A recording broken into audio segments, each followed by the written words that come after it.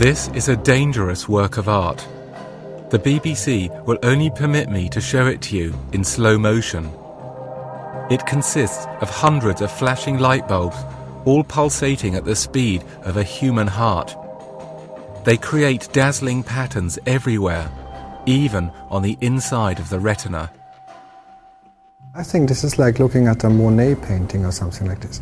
Because you close your eyes and then you see all these like colors in front of you, and it's becoming very impressionistic in a very straightforward way.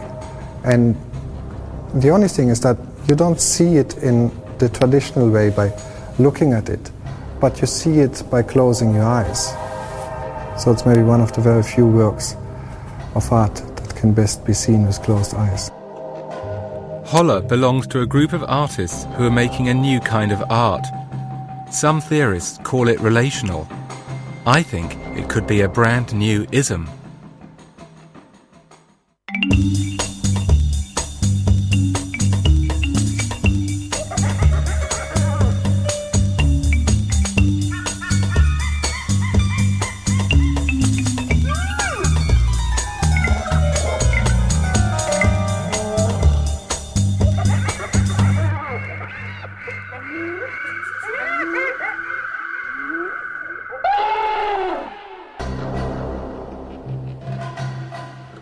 I've come to New York. I'm carrying a book by the French curator and art critic Nicolas Bourriaud. It's called Relational Aesthetics. It describes a new movement in art which I have never heard of. It says that it emerged in Europe and America in the 90s, while I was distracted by the YBAs. Bourriaud's book contains a long list of artists whom he views as relational. Among them, Vanessa Beecroft presents arrangements of scantily clad women in art galleries. Philippe Perrino bought the rights to a Japanese cartoon character. Then he and his artist friends made works of art with her, thus liberating a throwaway image from mass cultural narratives. Felix González Torres created minimalist sculptures out of boiled sweets. And Rikrit Tiruvanija exhibited his own flat in an art gallery. Visitors came and cooked in his kitchen. Over the last 10 years, Bourriaud had curated several exhibitions of relational art all over the world. But his book was not on first reading easy to understand.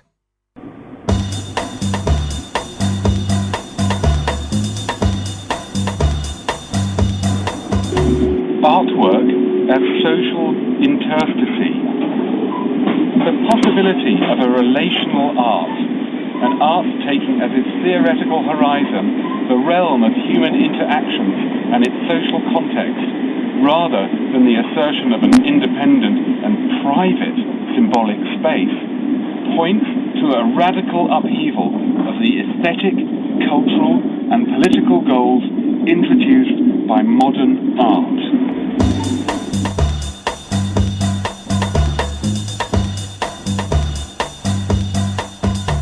The 20th century had been full of isms.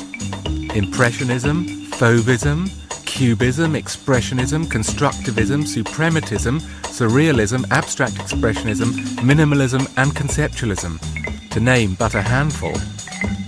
But in recent times there'd been a disappointing lack of isms. I thought Nicolas Bourriaud's relational aesthetics could be the first ism of the 21st century, and I set out to test this hypothesis.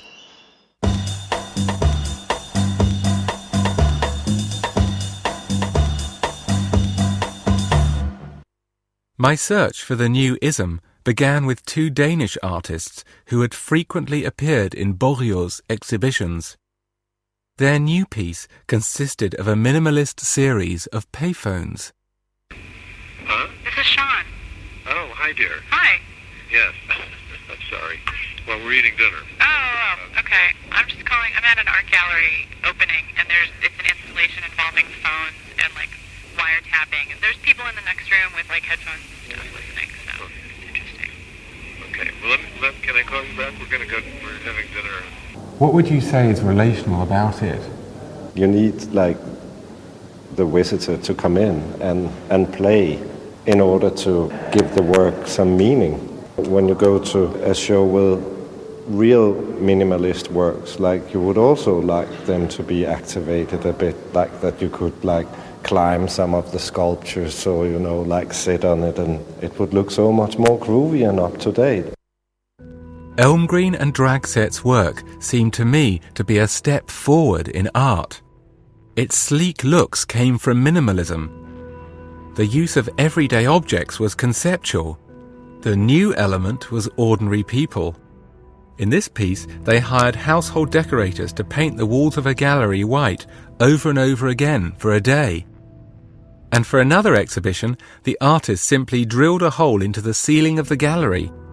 Visitors could climb a ladder and look into the flat on the floor above.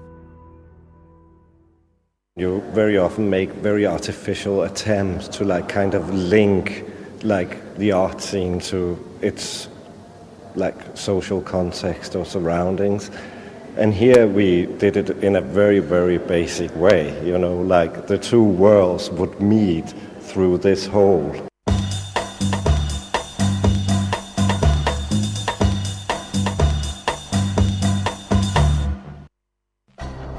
Much to my surprise, this was a very difficult film to make.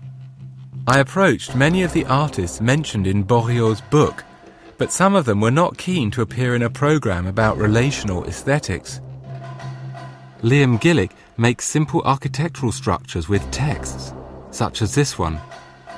He's mentioned many times in Bourriaud's book. His work may be considered relational because they investigate the way architecture controls social activity. When I contacted Liam Gillick, he told me I was asking the wrong questions and put the phone down on me. I later found out he told another artist appearing in my program that I was dangerous. Angela Bullock told me not to ask the question why, and then missed our interview appointment. Other artists agreed to meet me, but when they did, they seemed to find my approach rather outdated. What ideas are represented in the sculpture? None. This piece is made of three lamps that are linked together with some wires, and these three lamps stand in three different rooms of the space where we are. So in order to encompass the object, then you have to circulate within the gallery through an artwork. How did you evolve the pattern that's on the lamps? I don't know, just a few little holes. Do they represent windows or doors? I think they represent really nothing. How are they specifically meant to alter the rooms or our relationship to the space? Three lamps, three space. It's really simple. Right. Philippe Perrineux's lamp required a new way of understanding art. The idea was that art no longer had to mean anything, nor did it have to be something that was just looked at. It could be useful. It was just a lamp, priced at several thousand euros. In what way can this work be considered relational? No idea. You tell me.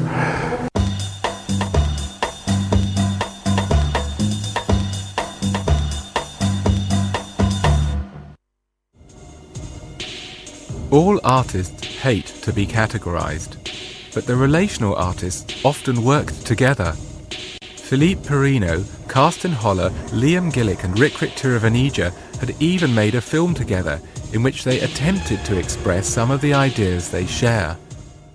My nightmare is walking through the woods in the snow, surrounded by people talking about how nice it is to be walking through the woods in the snow. Every person's nightmare is to be walking through the woods in the snow, with other people pointing out how nice it is to be walking through the woods in the snow, with other people pointing out how nice it is. Walking in the woods, surrounded by people pointing out how nice it is to walk in the woods, right, or something. Yeah. Surrounded by people. Yeah, exactly. It's a nightmare. The new thing, for example, now is the eco-tourism and ecology. It's you discover nature, but as a sort of nice, harmless sort of picture that we have to protect, right? Because it's already fucked up. I think that the apocalypse already happened, and we are all survivors. What was the apocalypse? I don't know, but it happened already. This film also shows the artists share a political viewpoint. Like every other ism of the 20th century, relational art is left-wing. The relational worldview is like the plot of The Matrix, but with capitalism instead of killer robots. Speculation is the genius of capitalism for finding new multiple forms of itself in a post-utopian world. That's why you get behavioural adjustments like casual Fridays, where you wear what you like to work. That's why you find pool tables in the middle of an office as a way to encourage open creative exchange. These are new forms of soft capitalism that make people feel good while maintaining the old relationships. Yeah, but maybe if people feel good, they're more likely to speculate and less likely to plan. When you feel good, you are more willing to speculate and less likely to plan.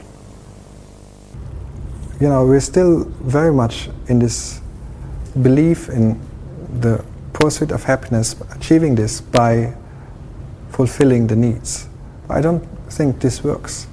I think we have come to quite a degree of saturation of our needs. And post-utopian would be to give this up, this drive. To be less goal-orientated. The goal would be not to have a goal anymore. So that's a big goal. So how do you get beyond that? I don't know. I had a goal which I wasn't prepared to abandon. To find out if relational art was a brand new ism. I went to meet the godfather, the author of the book, Nicolas Bourriaud, at his spectacular gallery.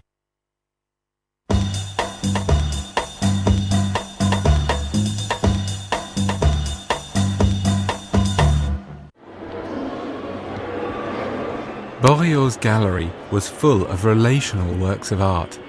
They were interactive and political. I kicked around some footballs decorated with the heads of world leaders. My attention was drawn to works of art by Santiago Sierra. They were photographs of pieces he had made with specific social groups. In one work, he'd paid 300 African immigrants to dig holes in a grid in the middle of Spain. In another, he paid Eastern European prostitutes to perform S&M. Is exactly showing the worst aspect of human relationships, today, which is hire people, make them slaves in a way, and exploiting them as much as you can. This is the interhuman sphere activities. Right. Is it an ism? No, actually. I never said relationism, for example. I wrote a book which was called Relational Aesthetics. What is relational aesthetics? It's a kind of ground of sensibility for today. Take the pop art of the 60s, for example, and you'll see that the common ground was the sphere of consumption, actually.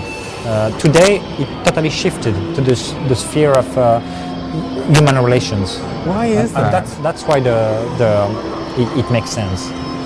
Why? Because we're not living in a consumption or production society anymore, but in a communication society.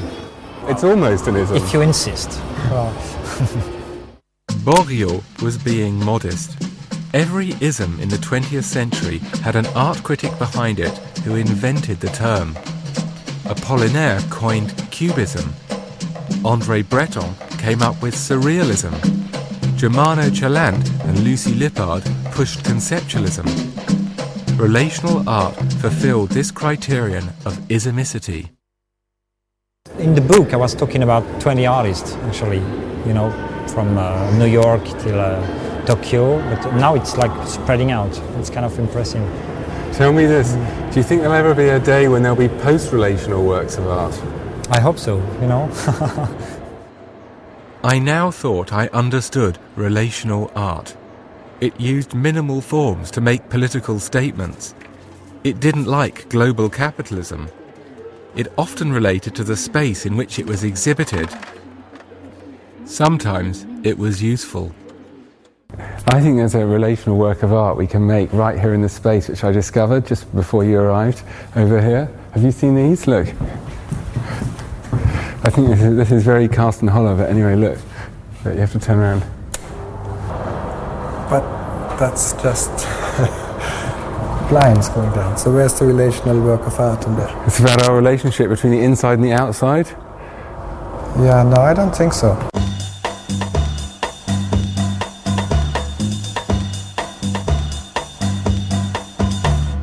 In Britain, there are artists who seem relational, but they aren't called relational. They are called art for networks. One afternoon, I joined a gallery tour. The works of art in this exhibition fitted into Nicolas Bourriaud's thesis of an art of human relations. If you follow these arrows, for example, in this kind of his schematic drawing, you can find out how it makes sense for him that brass bands have something to do with acid house and vice versa. One work in particular attracted my attention. Anna has for a long time been wanting to do this ice cream convention where she gets all the vans from around the UK, all the mobilers, and put them in Hyde Park, all on one day, a massive rally of ice cream vans. Okay. After the guided tour, I had the opportunity to run relational aesthetics past the man who invented art for networks. I hope there's more to it than me just picking anything out of the air and there being some affinity. I don't think it's like that. I think it's almost an ism. Maybe it's like a tendency, or there's obviously something in a lot of people's work that has an affinity with this idea of art for networks. So why didn't you call it relational art? Relational art is a weird one. I'm going to say networks instead of relational every time. It goes artwork as social interstice. The possibility of a network art, an art taking as its theoretical horizon the realm of human interactions and its social context, rather than the assertion of an independent and private symbolic space, points to a radical upheaval of the aesthetic, cultural and political goals introduced by modern art. You'd agree with that, wouldn't you? If I reread it and really considered it, then yeah, I agree to anything. Here's your point.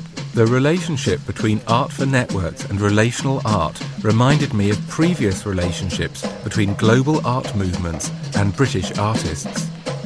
In the early 20th century, while Futurism, Cubism and Constructivism dominated European art galleries, British artists came up with Vorticism. The next day, I joined Anna Best as she researched her ice cream van convention. I think the future of mobiling is on a downward spiral. This is our little stock room. Why do you like that, Anna? It looks like an artwork. It's like an Andy Warhol. Now then, this is our little dairy. Why have you chosen to work in the medium of ice cream? Well, I suppose I'm looking at ice cream as a metaphor. It's not about the artist being in some way a magician making Magimix. It's more about how you put together the ingredients that are there already. And it's also time-based. It's got this kind of life to it where it melts and it's not there anymore. I'm really interested in art which isn't an object and which isn't there all the time, and so is ephemeral and time-based. So that's like ice cream. That's kind of... So it's a metaphor for time and art. Does that make sense? Yeah. Absolutely. Like her relational European counterparts, Anna used everyday objects to make works of art. Instead of payphones, she had ice cream vans. Instead of adults, she had children. Like the Europeans, Anna's work of art would serve a political purpose. It would bring together oppressed ice cream van owners from all over Britain and give them a voice. It says here, the possibility of a relational art, an art taking as its theoretical horizon the realm of human interactions and its social context, rather than the assertion of an independent and private symbolic space, points to a radical upheaval of the aesthetic, cultural and political goals introduced by modern art. Is this what, are we in a relational work of art? Yeah. Did you know that you're a relational artist? Not until I met you. No, I didn't. No, I don't know. I don't know the terminology. Do you mind me calling you that? I think it's quite a good term. Relational. Yeah? Yeah. Why is that? Because, well, maybe compared with other terms that I'm thinking of, engaged practice or engaged or that's terrible. Even worse is socially engaged. Practice. Oh, I don't like that at all. Like it? No, that's not very good.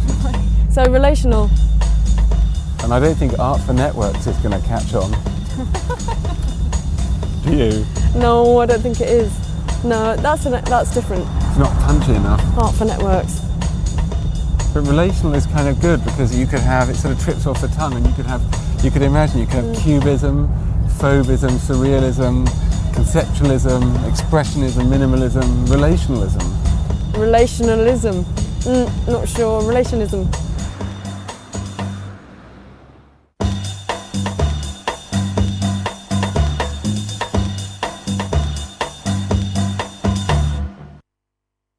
The artist mentioned most frequently in Nicolas Bourriaud's book was also heavily into edible media.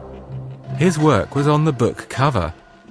He was perhaps the most relational artist of them all, but his art was also the most difficult for me to understand. He was famous for cooking dinner in art galleries. Afterwards, he exhibited his dirty pots, pans and plates as installations. He sold crates of empty beer bottles as multiples. When he listed the media with which he made his works of art, they always included the phrase, lots of people. Rikrit Tiravanija is represented by one of New York's leading art galleries, the Gavin Brown Enterprise. I went there to meet Gavin. The first thing, a piece of his I ever saw was those stacked beer bottles, which I thought were irritating at the beginning. I found the work quite irritating to begin with, and I suppose that stayed with me for a while. Well, what won you over? Just a sense of liberty to the work. I don't know. I wasn't sure if Rikrit's work was art, but that might be proof that it is. Ignorant people have always reacted to important new art movements with the exclamation, "That's not art." I've got this book here by Nicolas Bourriaud called Relational Aesthetics. Mm-hmm. Have you heard of this? No comment. I've heard of it, yeah. Does the term mean anything to you? Do you think there's such a thing? I'm not sure it means anything to him. I don't know. Don't you think if you wanted to look at the possibility of art that's theoretical horizon is the realm of social interactions and human interaction, social context, you just go out and meet people and have a good life? I mean, to me it seems as though a lot of this work is people who are scared to live a life in the first place, and incredibly unradical people who play a game of a radical life within a very safe confines of some Kunsthalle or other museum in Germany or France. And why, for you, doesn't Rikrit belong to that? Oh, often he does, you know. But that's part of the reason I love it, because he's so willing to fail. But you know, a lot of it is incredibly pretentious. What about this piece? I thought that piece was a particular revelation. Really? Mm-hmm.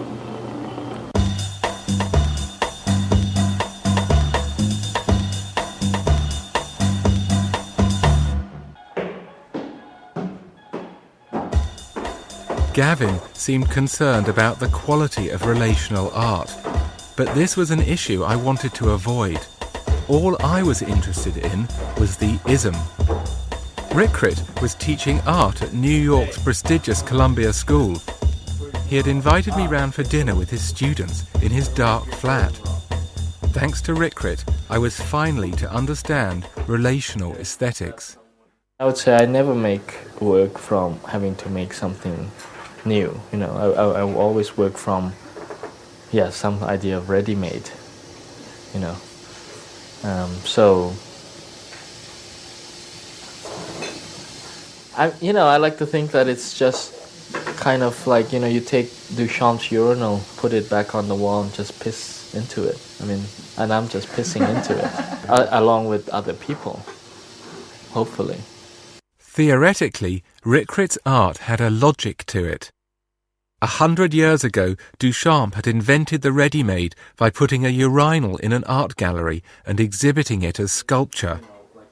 Rickrit was going further. He made art that was useful, and he took human beings and their activities and exhibited them. His subject and his medium was raw life itself. With my work, it's not so much what you see, it's what you don't see. It's not about documenting something. It's not about making a video. It's just a clock that's running. I don't understand. You know, it would be like if you came to this interview and instead of having camera on us, it would be the camera would be on the pot cooking. But if there's nothing actually happening inside the video frame and the thing that's happening is you can't see it, then why watch it for more than 20 seconds? Because you want to wait and find out whether something actually happens in the next 5 days. I could see why Rickrit wanted to make works of art like this. We live in an age of sound bites, websites, and video games. No wonder the relational artists were so keen to use real life as art, with real people and uncut slices of time. Relational art was the next logical stage for art. That's what made it the new ism. But I was biased. The fact was that I too had once been a relational artist, and years before Rickrit. Back in the mid-80s, I had made works of art with food and lots of people. I'm making the Jackson Pollock salad. In this kind of Brahmin outfit. Yeah. Then I decided eventually I wasn't very good and I stopped. What do you think? Does it look Looks like good. art? It's too bad you stopped. Maybe I was the first. You were. Or you just happened to have done it in the wrong place. Yeah, like Cambridge. Like Cambridge. I mean, who cooks in an art gallery in Cambridge? It's important to be at the right place at the right time.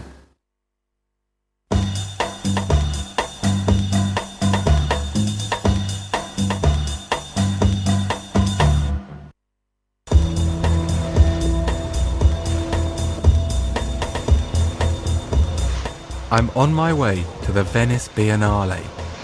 Rickrit Tiravanija is curating a whole section of the art fair this year. As I watch the palaces drift by, I wonder if one day people will talk about relational art the same way they talk about Renaissance art.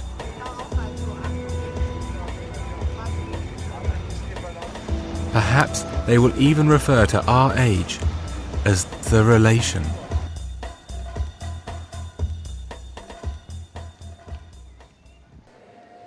Rickrit's show had free giveaway bags. It was full of relational artists from all over the world. It was a great exhibition. I wanted to bring it to London, but I would have to change the name.